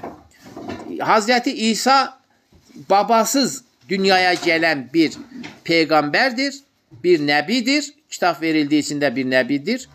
Değerli arkadaşlar, bu arada nebi olanlar o kitabı yaşayarak insanlara gösteren kimselerdir. Yani onların vazifelerinden birisi de nedir? Allah'ın kitabında olan maddeleri insanlara yaşayarak bizzat gösteriyor, onlara öğretmek için. Mesela Peygamber Efendimiz Aleyhisselatü Vesselam için diyor ya, içinizden birisi size geldi peygamber olarak, Allah'ın kitabını size öğretiyor, bilmediğiniz şeyleri size söylüyor ve sizleri temizliyor, tezekkü ediyor, sizleri arındırıyor. Bunları neyle yapıyor? Bunları Kur'an-ı Kerim ile. İşte bu Kur'an-ı Kerim'i Peygamber Efendimiz yaşayarak, okuyarak insanlara öğretiyor, gösteriyor. Burada da Hazreti Meryem'e Allah tarafından bir ruh ilka edildiğini söylüyor. Ve fe'aminu billahi, böylece Allah'a iman ediniz ve rusulih, ve resullerine de iman ediniz. Ve la tekulu selase, üçtür demeyiniz. Değerli arkadaşlar, bu ehli kitapta hani üç meselesi var ya, bu üç kelimesinin açılımını Kur'an-ı Kerim'de Allah şöyle bildirir. Der ki Allah, İsa ve onun annesi Meryem. Çünkü Allah Kur'an-ı Kerim'de demiştir ki, sen mi dedin onlara beni ve annemi ilah edinin diye. İşte burada görüyoruz ki Hazreti İsa'yı ilah olarak ve Hazreti Meryem'i ilah olarak görüyorlar. Bir de Allah'ı ilah olarak görüyorlar. Toplamda 3 ilah edinmiş oluyorlar. Buradaki selaseh ifadesinin manası Hazreti İsa, Hazreti Meryem ve Allah'tır. Şimdi değerli arkadaşlar, Allah'a da Hazreti demek doğru bir ifade değildir. Yanlışlıkla ağzımdan çıktı işte. Şimdi insanlar için Hazret kelimesi kullanılır. Mesela biz onu saygınlık olsun diye insanlara Hazreti diyoruz. Bu Kur'an-ı Kerim'de geçen bir ifade değildir. Hazreti kelimesi. Bu insanların kullandığı bir kelimedir. İnsanlar insanlara kullanılır. Yani üstün insanlara Hazreti denir. Bu Türkçe'de sayın demek. Sayın kaymakamım, sayın valim demek gibi. bu saygı ifadesi eden bir ifadedir Hazreti. Allah'a da Hazreti ifadesi verildiği zaman, diğer insanlara da Hazreti ifadesi verildiği zaman onunla o eş tutulmuş gibi görünmektedir. Oysa ki Allah için Sübhanallah ve Teala kelimesi daha uygun düşmektedir. Yani ben bundan her zaman içtinab eder, kasınırım bu ifadeyi kullanmaktan. Hazreti kelimesini Allah'a söylemek, diğer kullara da aynı kelimeyi söylemekten dolayı yakışık kalmayan bir ifadedir. Yani aynı kefeye koymuş gibi olunur. Allah ile insanlar peygamberleri aynı kefeye koyup hepsine Hazreti demek bence doğru değildir. Siz daha iyisini bilirsiniz. Allah için Sübhanallah ve Teala demek, o Sübhandır, münezzehtir ve Teala uludur, yücedir demek daha uygun düşmektedir zannımca. İntehev, eğer ki son verirseniz, yani şu üçtür demeye son verirseniz, hayran lekum, sizin için hayırlı olur. Hayırlıdır. İnnemallahu, şüphesiz ki Allah ilahun vahid, tek bir ilahtır. Bunlar 3 tane dediler ya. Hazreti İsa, Hazreti Meryem ve Allah olarak 3 tane dediklerinden dolayı Allah diyor ki şüphesiz ki Allah tek ilahtır. Ondan başka ilah yoktur. Subhanehu, o Sübhan'dır. Bak değerli arkadaşlar, işte bu Sübhan kelimesi Hazret yerine kullanmamız gereken ifadedir. Yani Hazreti Allah demeyelim, Subhanallah diyelim. Subhanallah. O zaman Allah'ın Kur'an-ı Kerim'de bize de buyurduğu şekilde onu nitelendirmiş oluruz. O Sübhan'dır, münezzehtir. En yekune lehu veled. Onun bir çocuğunun olmasından Sübhan'dır, münezzehtir. Şimdi Hazreti İsa'yı da Allah'ın oğludur demişlerdi ya. Ona atfen bu ifade geliyor. Onun bir çocuğunun olması ondan münezzehtir. Bunu kulfallahu ehad, Allahu samet diyoruz ya. Lem yelit ve lem yulet. Lem yelit ve lem yulat. Doğmamış ve doğurulmamıştır. İşte o ifadenin, yani çocuğu yoktur, bir başkasından da doğmuş değildir. Oradaki İhlas suresinde dediğimizin bir başka versiyonudur burası da. Subhanehu en yekune lehu veled. Lehu, onundur ma fis semavati, semalarda bulunan şeyler, ve ma fil arz, ve arzda bulunan şeyler. Her şey Allah'ındır. Ve yani Allah, her şey Allah'ın olduğu halde Allah'ın nasıl bir çocuğu olabilir? Buna ihtiyaç duymaz ki. Her şey zaten Allah'ındır. Yani bir azizliktir bir çocuğa ihtiyaç duymak zaten. Mesela bir kadınla erkek evlenir, sonra bir çocuk isterler kendi isteklerince. Yani bu da bir azizliktir. Ve kefe billahi, Allah'a göre de kolaydır, vekile. Kolaydır diyorum, yeterlidir. Ve kefe billahi vekile. Vekil olarak da Allah yeterlidir. Yani siz isterseniz semalarda ve arzda bulunan şeylerin Allah'a ait olduğunu ve Allah'ın tek bir ilah olduğunu kabul etmeseniz de Allah vekil olarak buna yeterlidir. Sizin o bilginize, inanmanıza da ihtiyacı yoktur. Len, asla, yestenkife, asla iştinap etmez, katınmaz, el Mesihu, yani Hazreti İsa'yı diyor. O Mesih asla iştinap edip kaçınmaz. En yekune abden lillah. Allah için kul olmaktan. Allah için kul olmaktan asla diyor Mesih, Hazreti İsa çekinmez, kaçınmaz. Velel melaiketul mukarrebun. Aynı zamanda mukarrebun olan melekler de Allah'a kul olmaktan çekinmez, kaçınmazlar. Ve men, ve kim yestenkif, kaçınırsa an ibadetihi, ona ibadet etmekten kaçınırsa, Allah'a ibadet etmekten kaçınırsa, ve yestekbir, ve böyle de biraz da mütekebbir olursa, büyüklenirse kendi kendini beğenerek, feseyahşuruhum ileyhi, böylece ileride onları toplayacak, onlar toplanacak ileyhi ona cemi'e, toplu bir şekilde. Her kim ki Allah'a kul olmaktan iştinab eder, kaçınırsa ve büyüklük taslarsa şunu bilsin ki ileride onların tamamı Allah'a toplanacaklardır. Onun huzuruna toplanıp çıkacaklardır. O zaman da işte boynu bükükleri oynayacaklar tabii ki. فَاَمَّا الَّذ۪ينَ آمَنُوا وَعَمِلُوا الصَّالِحَاتِ İman eden ve salih amel işleyenlere gelince فَيُوَفِّيهِمْ onlara da ödenecektir. Ucurahum onların ücretleri, mükafatları onlara ödenecektir. Ve yeziduhum ve onlara arttırılacaktır. Yezid kelimesi ziyade demektir. Yani arttırma demektir değerli arkadaşlar. Onlara artırılacaktır. Min fazlihi onun fazlından yani Allah'ın kendisinin fazlından, lütfundan da onlara o kazanmış oldukları ücretlerden daha çok mükafatlar verilecektir.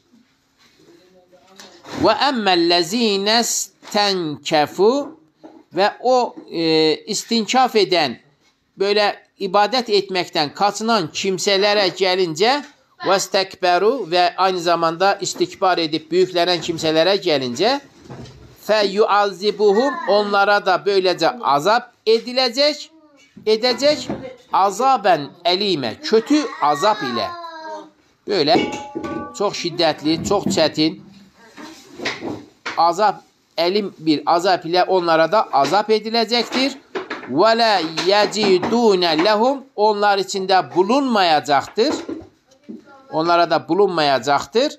Min dunillahi Allah'tan başka veliyen bir dost ve la nasiran ne de bir yardımcı olmayacaktır onlar için. Ya eyyühen nas ey insanlar. Allah şimdi insanları hitap alarak söylüyor ki ey insanlar. Kad muhakkak ki caekum size geldi burhanun min rabbikum. Rabbinizden burhan geldi, delil geldi, kanıt geldi. Kim geldi? Peygamber geldi aleyhissalatü vesselam. O bir delildir. Onun getirdiği Kur'an-ı Kerim de bir delildir. Ve enzelna ileykum. Bak sizin üzerinize biz indirdik nuran mubinen. Açık bir nur indirdik. Şimdi değerli arkadaşlar bakın dikkat edelim.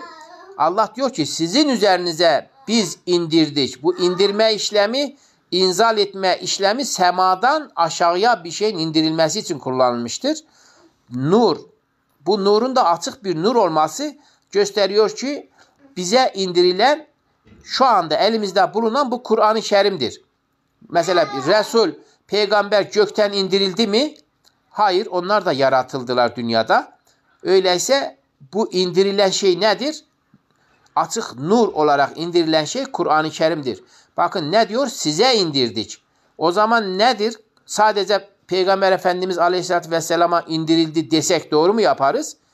Maalesef yanlış yaparız. Doğrusu neymiş? O Kur'an-ı Kerim'i aynı zamanda Allah bizlere de indirmiştir. Kime indirmiş? Ya eyyühen nas diyor. Ey müminler demiyor. Yani bütün insanlara, yeryüzünde yaşayan, Kur'an-ı Kerim'in indirildiği tarihten itibaren ta kıyamete kadar olacak tüm insanları kapsayacak şekilde hepsine hitap ederek Allah diyor ki muhakkak ki ey insanlar size geldi burhanun min rabbikum Rabbinizden bir burhan geldi. İşte bu burhan nedir? Şu anda elimizde bulunan Kur'an-ı Kerim olur değerli arkadaşlar. Ve enzelna ve biz indirdik ki burhanı açıklıyor şu anda. Burhanın ne olduğunu. Benim ismim de Burhan ama işte tevafuk oluyor.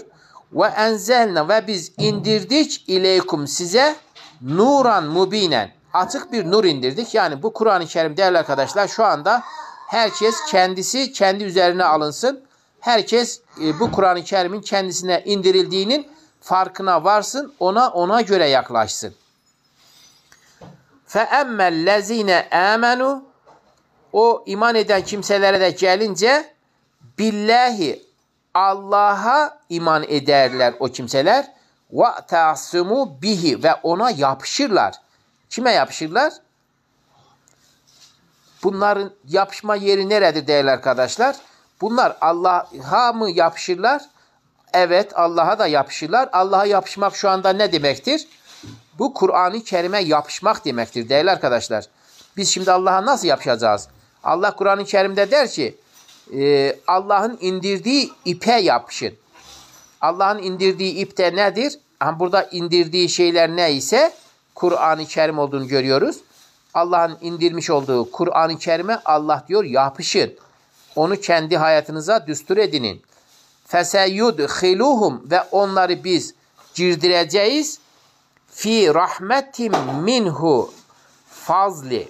Bir fazilet olarak ondan bir rahmetin içerisine sizleri girdireceğiz.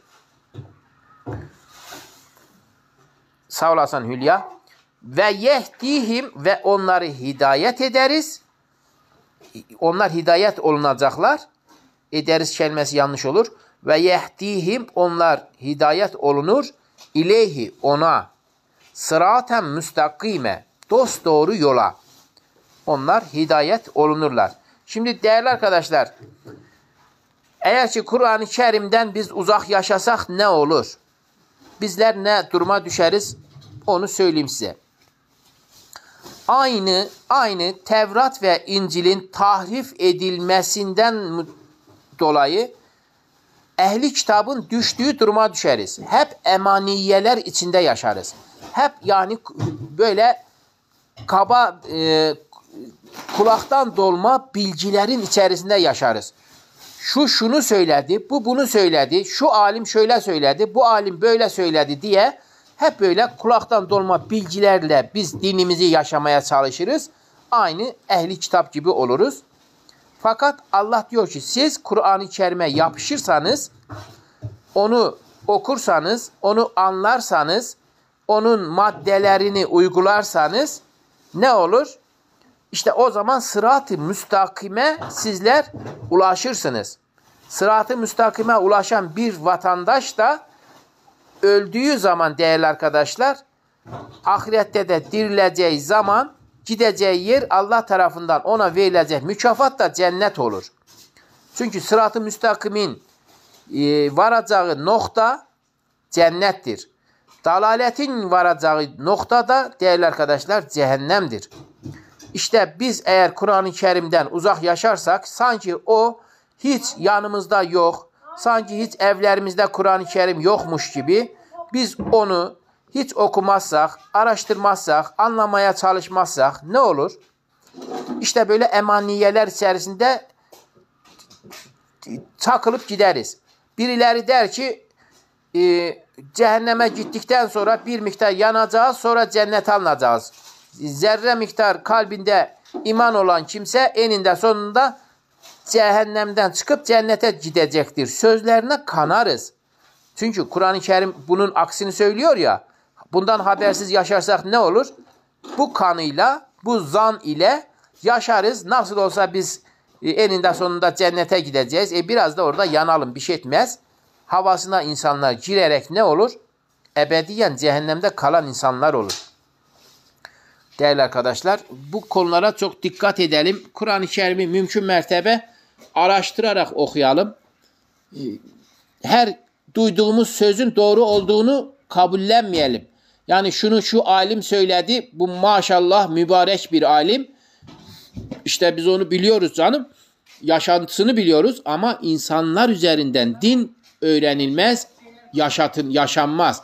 İnsanın bugün yaptığı bir amel yarın tersine dönebilir. Yani siz diyelim gözünüzde büyüttüğünüz bir alim yarın öyle bir günah işler ki Allah onu sınar, test eder. O da o testi maalesef geçemeyebilir. Siz de onun o gittiği yolda nasıl o aşağı düşerse siz de düşersiniz.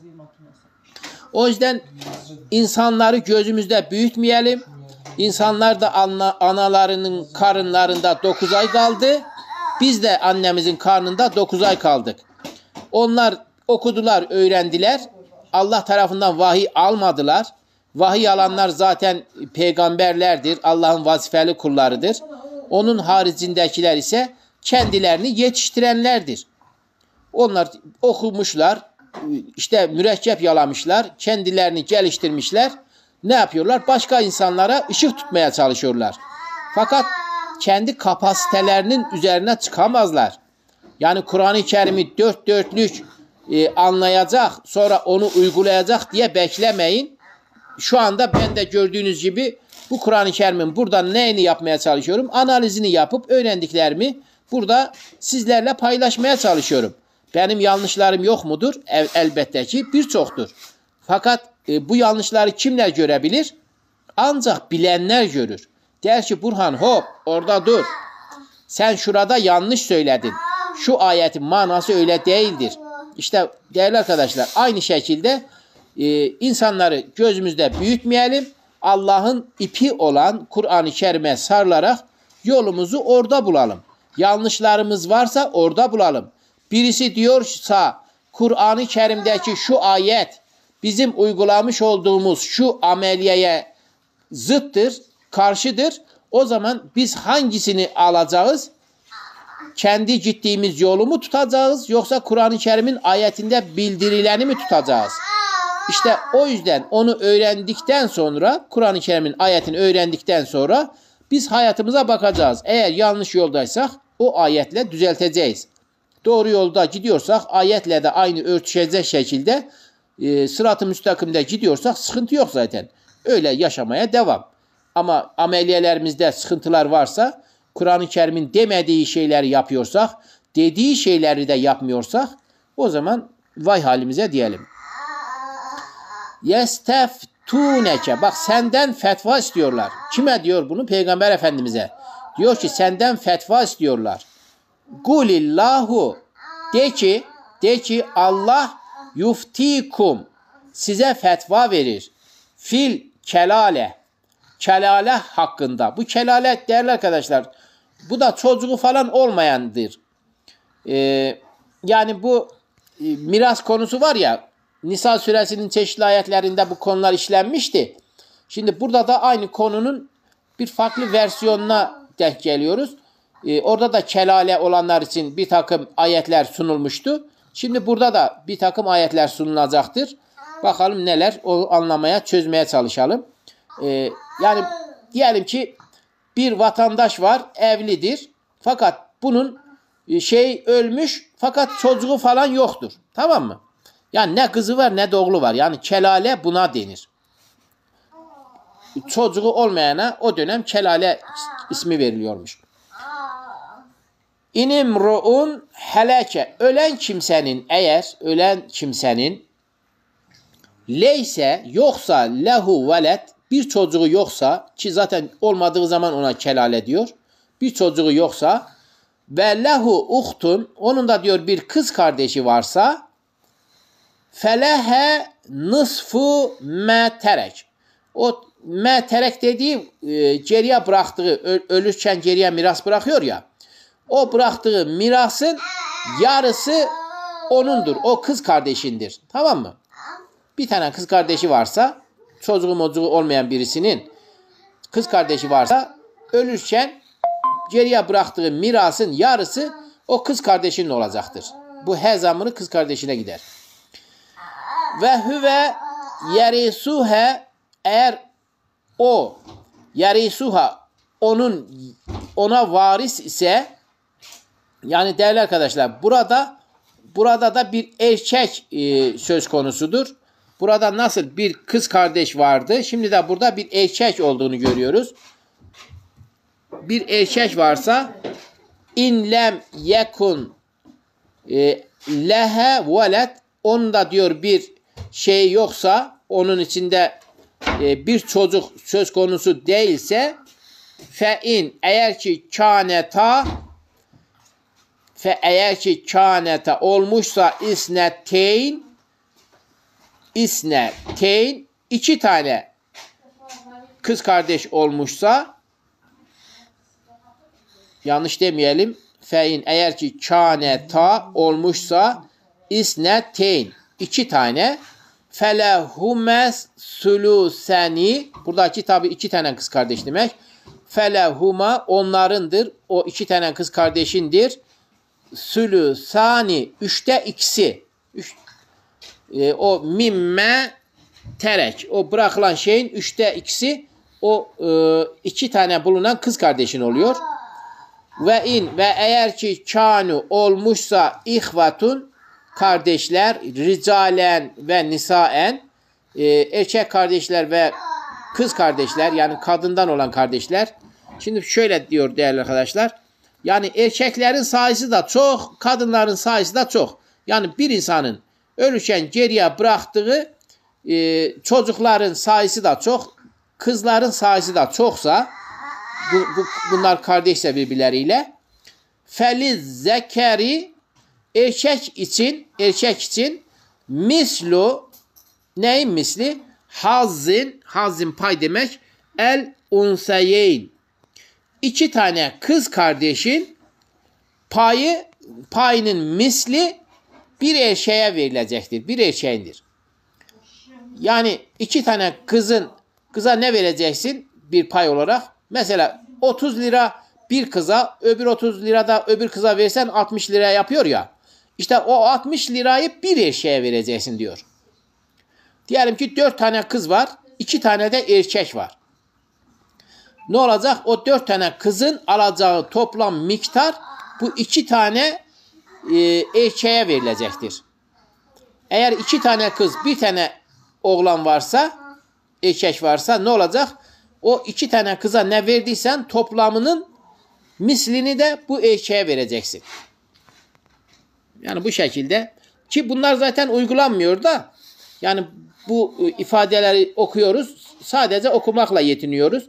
Yoksa bunları ben zannetmiyorum uygulandığını. Yubeyyinullahu lekum, sizin için Allah açıklıyor. En tadillu, işte sapıtmayasınız diye, yanlış yola düşmeyesiniz diye böyle Allah diyor, açıklıyor. Vallahu, şüphesiz ki Allah bi kulli şeyin alim, her şeyi bilendir. İşte bu kuralları da uygulayarak Allah her şeyi bildiğini tekrar burada göstermiştir değerli arkadaşlar. Böylelikle 176 ayetten oluşan Nisa suresini analizini yapmış olduk. Şimdi değerli arkadaşlar, burada bulunan mealde bulunan ifadeler sadece bana aittir, beni bağlar. Benim her söylediğim söz doğrudur demiyorum. Kendi potansiyelim neyse gördüğünüz gibi onu aktarmaya çalıştım. Buradaki ayetlerden eğer yanlış şeyler söylemişsem, onların doğrusunu biliyorsanız siz doğru olanına yöneliniz. Benim söylediklerim yanlış olabilir. Diyorum ya, işte beni bağlar. Çünkü her meal yapan %100 doğru yapar diye bir anlayışa kapılmayın. Mutlaka her meal yapanın yanlışları olacaktır. Sıkıntılar olacaktır. Fakat hani bir kaba taslak Kur'an-ı Kerim'le haşir neşir olalım, onu analiz edelim, ondan bir şeyler anlayalım diye kendi anlayışım tarzında edindiğim bilgileri de sizlerle paylaşmayı uygun gördüm. Zaten burada da diyorum, hatalarımı siz gördüğünüz an yazabilirsiniz. O hata, gördüğünüz şey neyse onu burada hemen düzeltmeye çalışırız. Ben yani kendi potansiyelim neyse onun üzerine çıkamıyorum. Çıkmak için de çaba sarf ediyorum ama her şahsın da bir şey vardır da, bir ilmi vardır. Allah diyor ki her alimden üstün başka bir alim vardır.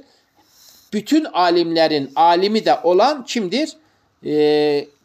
Vallahu bi kulli şeyin alim olan Allah'tır. Her şeyi bilen Allah'tır. Dolayısıyla Allah bu konuda eğer şimdiye kadar yapmış olduğum meallerde hatalı bir şeyler söylemişsem, ondan dolayı da bir günah eğer kazanmışsam, Allah bu günahı da benden affetsin, beni bağışlasın değerli arkadaşlar. Çünkü art niyet taşımıyorum. Buradaki öğrendiğim şeyleri doğru olarak edindiğim bilgileri sizlerle paylaşmaya çalışıyorum. Bunu da değerli arkadaşlar, şu anda benim ismim Karslı Burhan Aydın olarak burada kanalımın ismi budur. YouTube kanalı olarak da Karslı Burhan Aydın adında bir YouTube kanalım var. Buradaki canlı yayınlarımızı, meal çalışmalarımızı buradan indiriyorum. Meal bittikten sonra işte yayını kapattıktan sonra indiriyorum. Olduğu gibi üzerine oynamadan aynı şekilde YouTube'a yüklüyorum. Orada işte 3 günden bir yüklemelerim bu şekilde devam ediyor. Bunu neden yapıyorum? Buradaki konuştuklarım şeyleri de orada görmek için, hatalarımı orada tekrar ve tekrar edip bulmak için ve belki bazılarına faydası olur diye de orada bulunsun, kaybolmasın. Olur da birilerine bir faydası olursa ne ala. Çünkü Allah der ki sizin önden gönderdiğiniz şeyleri de bıraktığınız eserleri de yazarız diyor. Bunu Yasin suresinin ilk sayfasının son ayetinde bildirmiştir. Hafız olan arkadaşlarımız bunu daha iyi bilir. Sezgin kardeşimize de selam olsun. O da bir hafızdır. Orada der ki inna nahnu nuhyil mevta ve nektubu ma gaddamu ve asarahum şeklinde şüphesiz ki biz ölüleri diriltiriz ve aynı zamanda önden gönderdiğiniz şeyleri de bıraktığınız eserleri de yazarız.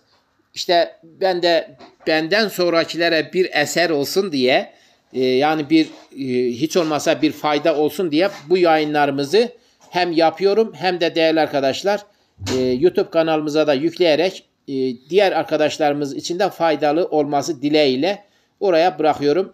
Bilindiği üzere TikTok 30 gün barındırmaktadır canlı yayınları kendi sitesinde. 30 günden sonra siliyor. Ama YouTube'a yüklenen şeyler herhangi bir sıkıntı yoksa orada YouTube kapanana kadar ya da o kanal sahibi tarafından silinene kadar orada bekletilmekte bulunmaktadır. Silinmemektedir. İşte bu şekilde değerli arkadaşlarımız. Genelde okuma Ramazanlıktan dolayı okumalara biraz daha ehemmiyet veriyoruz. Çünkü arkadaşlarımız öyle istiyorlar. Ama ben fırsat buldukça meal çalışmasını da yaparak sizlerle paylaşmayı uygun görüyorum. Bir sonraki şeyimiz Maide suresidir. Bir sonraki meal çalışmamız Maide suresinden olacaktır. İşte ben de değerli arkadaşlar Maide suresine önce bir hazırlanacağım. Mesela 4-5 sayfalığına hazırlanacağım. Hazırlandıktan sonra böyle bir canlı yayın nasip olursa açacağım. Yoksa öyle paltır küldür hemen şuradan başlayıp da ayetleri meallendirme gibi bir kapasitem yoktur. Mutlaka öncesinde bir araştırma yapıyorum. Çeşitli meallerden, telefonuma indirmiş olduğum meal programlarından o kelimelerdeki işte gramer yapılarını, kelime manalarını çözdükten sonra, kendim tatmin olduktan sonra ondan sonra sizlerin huzuruna çıkıyorum. Bu şekilde meal yapmaya çalışıyorum. Bunu bile ne kadar becerdiğim yani ortada yarım yamalak gidiyorum. Allah yolumuzu daim etsin. İnşallah Kur'an-ı Kerim'in tamamını zaman zaman içerisinde meallendirmeyi nasip etsin. Bunlardan kendimizi uzak tutmamaya çalışıyoruz. Hem Ramazanlıkta hem Ramazanlıktan öncesinde ve sonrasında inşallah devam ederiz. Öncesinde devam etmişliğimiz var. İnşallah bundan sonra da devam ederek sizlerle beraber Kur'an-ı Kerim'in mealini de beraber götürürüz. Okumasını da beraber götürürüz. Bu şekilde bir hayat süreriz, gideriz. Yani elimizden gelen budur. Hepinize çok teşekkür ediyorum dinlediğiniz için. Katkılarda bulunan arkadaşlarımız için de Allah razı olsun. Bir dahaki yayınımızda buluşmak üzere. Hayırlı Ramazanlar diliyorum. Allah tutmuş olduğunuz oruçları kabul etsin. Kılmış olduğunuz namazlarınızı da kabul etsin. Etmiş olduğunuz duaların da hayırlı olanlarını, sizler için hayırlı olanlarını kabul etsin. Hayırlı olmayanlarını, şer olanlarını da bertaraf eylesin. Çünkü Allah Kur'an-ı Kerim'de der ki, insan bilmeden şerre de dua eder. Zanneder ki kendisi için hayırdır. Ama der ki siz bilmezsiniz, Allah bilir. Allah her dua edenin duasına icabet eder. Fakat onun kabul edilip edilmediğine Allah karar verir. Bu şekildedir değerli arkadaşlar. Hayırlı Ramazanlar diliyorum. Hoşça kalınız.